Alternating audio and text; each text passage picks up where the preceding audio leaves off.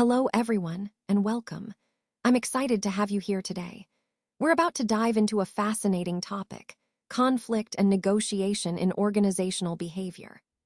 On this first slide, you'll see the title of our presentation, along with a brief subtitle that highlights the focus on how individuals and groups handle disagreements and work towards mutually acceptable solutions. Over the course of this session, we'll explore the key concepts, strategies, and skills involved in managing conflicts effectively within organizations.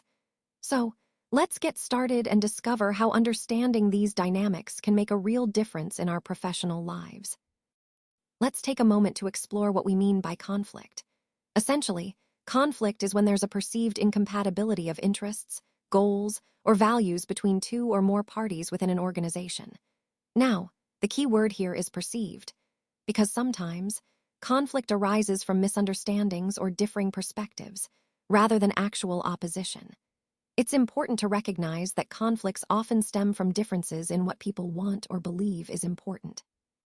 These differences can be about anything: resources, responsibilities, priorities, or even personal values. Understanding this helps us see that conflict isn't always negative.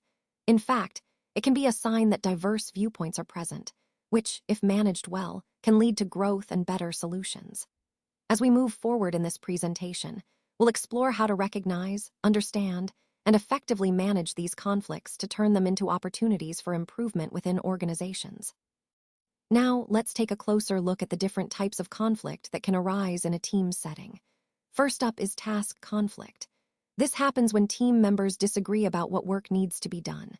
It's often centered around ideas, priorities, or goals related to the task at hand.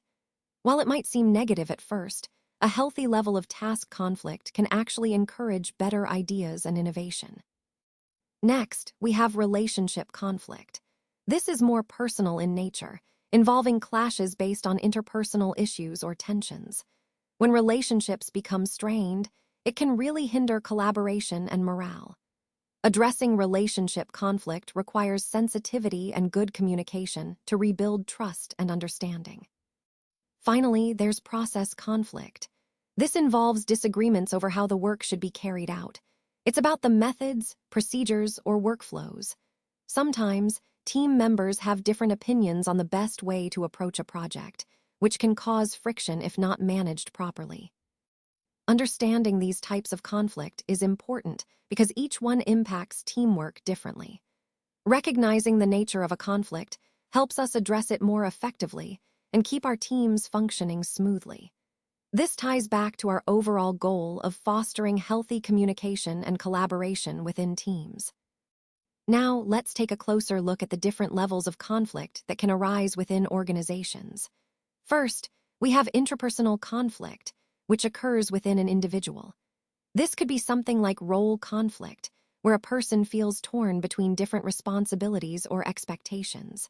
It's important because it affects how someone performs and their overall well-being.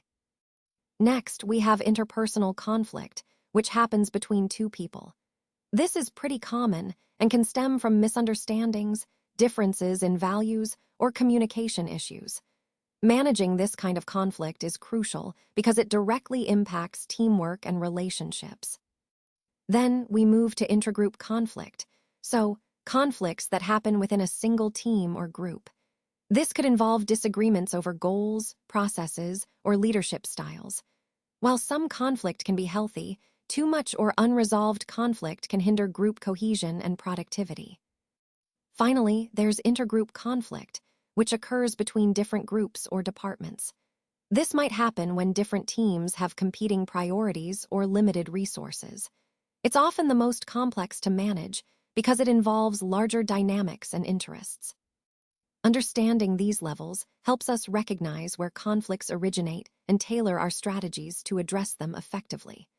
By doing so, we can foster a more collaborative and harmonious workplace environment, which ties back to our overall theme of improving organizational health and productivity. Let's take a closer look at the sources or causes of conflict that we often encounter in the workplace. First, communication breakdowns are a major factor. When information isn't shared clearly or misunderstandings occur, tensions can quickly rise. Next, competing goals can create friction, especially when team members or departments have different priorities or visions for success. Resource scarcity is another common issue. When there aren't enough resources, whether it's time, money, or personnel, conflicts over how to allocate them tend to happen. Differences in values or personalities can also lead to disagreements, as people have unique perspectives and ways of approaching work that might clash. Lastly, ambiguous roles can cause confusion and frustration. When responsibilities aren't clearly defined, it's easy for tasks to overlap or be neglected, which can spark conflict. Recognizing these sources is key to understanding how conflicts originate, and ultimately, how we can address them effectively within the broader context of team dynamics and organizational health. Now let's talk about the consequences of conflict, and it's important to recognize that conflict isn't always a bad thing. In fact, there are positive or functional outcomes that can emerge from it. For example, when managed well, conflict can encourage creativity. It pushes team members to think outside the box and come up with innovative solutions. It also fosters better problem-solving skills, as different perspectives challenge the status quo. And importantly, healthy conflict can lead to necessary change within an organization, helping it adapt and grow. On the other hand, conflict can also have negative or dysfunctional effects if it's not handled properly. When conflict escalates or becomes unchecked, it can significantly reduce productivity because teams spend more time arguing than working. Morale tends to dip because employees may feel unheard or undervalued, which can lead to disengagement. And cooperation among team members can suffer, making it harder to collaborate effectively. So, as we see, the key is managing conflict in a way that maximizes the positive outcomes while minimizing the negatives. This ties directly into our overall theme of how effective conflict management can transform challenges into opportunities for growth. Now, let's take a closer look at what negotiation really means. At its core, negotiation is essentially a dialogue, a conversation between two or more parties. The goal here is to work together to reach a consensus or an agreement on a disputed issue.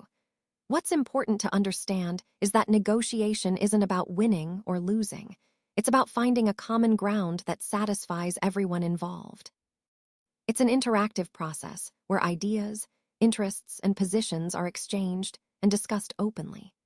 This concept ties directly into the overall theme of effective communication and collaboration, emphasizing that successful negotiations depend on understanding different perspectives and working towards mutually beneficial solutions. So, whether you're resolving a conflict or sealing a deal, negotiation is fundamentally about dialogue and cooperation. Now, let's take a look at the two main types of negotiation you'll encounter. First, we have distributive negotiation, which is often called win-lose. In this approach, think of it as a fixed pie. There's only so much to go around, and each party is trying to claim as much of it as possible. The focus here is on claiming value, meaning each side is mainly interested in getting the biggest piece of the pie for themselves. This type of negotiation tends to be more competitive and is common in situations where resources are limited. On the other hand, we have integrative negotiation, which is also known as win-win. This approach is all about expanding the pie, so both parties can come away feeling satisfied. Instead of just dividing a fixed resource, the goal is to create additional value, perhaps through brainstorming, sharing information, or finding creative solutions. Here, the focus shifts to creating value, which encourages collaboration and builds stronger relationships. Understanding these two types is crucial because the overall success of your negotiation often depends on recognizing which approach to use in a given situation. Are you working with a fixed resource, or is there room to grow the deal? By choosing the right strategy, you can achieve better outcomes for everyone involved. Now, let's dive into the negotiation process itself. It all begins with preparation and planning. This is where you gather information, set your objectives, and understand the other party's needs and interests. The more thoroughly you prepare, the better positioned you'll be to navigate the discussions effectively. Next, we move to defining ground rules. This is about establishing a respectful and constructive environment, setting expectations for how the negotiation will proceed, including communication norms and decision-making processes. Clear ground rules help prevent misunderstandings and keep the process smooth. Then comes clarification and justification. Here, both sides explain their positions and the reasons behind them. It's essential to communicate clearly and listen actively. This step helps to uncover underlying interests and can often reveal common ground or areas for compromise. Following that is bargaining and problem solving. This is where creative solutions come into play. Both parties work together to find mutually beneficial agreements, exploring options and making concessions. This phase is really about collaboration rather than confrontation. Finally, we reach closure and implementation. Once an agreement is reached, it's important to confirm the details and ensure both sides are committed to follow through. Proper closure sets the stage for successful implementation and helps build trust for future negotiations. Throughout this process, remember that effective negotiation isn't just about winning. It's about finding solutions that satisfy both parties and strengthen your relationships. This structured approach helps ensure that your negotiations are productive and aligned with your overall goals. Now, let's take a closer look at some of the key skills that really make a difference in negotiation. First up is active listening. This isn't just hearing words, it's about fully engaging, understanding the other person's perspective, and picking up on underlying needs and concerns. When you listen actively, you build trust and create a foundation for effective communication.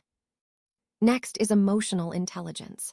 This skill helps you interpret not just what's being said, but also how it's being said, including body language and tone. Being emotionally intelligent allows you to manage your own emotions and respond appropriately to others, which is crucial in tense or sensitive negotiations. Communication and persuasion go hand in hand. Clear, confident communication helps articulate your position, while persuasive skills enable you to influence the other party constructively. It's about finding common ground and guiding the conversation toward mutually beneficial outcomes. Conflict resolution is another vital skill. Negotiations often involve disagreements, and being able to navigate conflicts calmly and effectively can turn disagreements into opportunities for solutions that satisfy everyone involved. Finally, cultural sensitivity is increasingly important in today's global environment. Understanding and respecting different cultural norms and communication styles can prevent misunderstandings and foster more positive, collaborative negotiations across diverse backgrounds. All of these skills are interconnected and essential for achieving successful negotiations. They help us build relationships, resolve differences, and ultimately reach agreements that are sustainable and beneficial for all parties. Now, let's take a look at some key conflict resolution strategies that can really make a difference in how we handle disagreements. First up is avoiding, which essentially means choosing to ignore the conflict altogether. While it might seem easier in the moment, it's not always the best approach because issues can fester if left unaddressed. Next is accommodating, where you give in to the other person's wishes. This can help preserve harmony, but it's important to use this sparingly so your own needs aren't consistently overlooked. The third strategy is competing, which involves pursuing your own interests aggressively. This might be necessary in some high-stakes situations, but it can also lead to resentment if overused. Then we have compromising, where both parties give up something to reach a middle ground. It's a practical approach when time is limited, but sometimes it means neither side gets exactly what they want.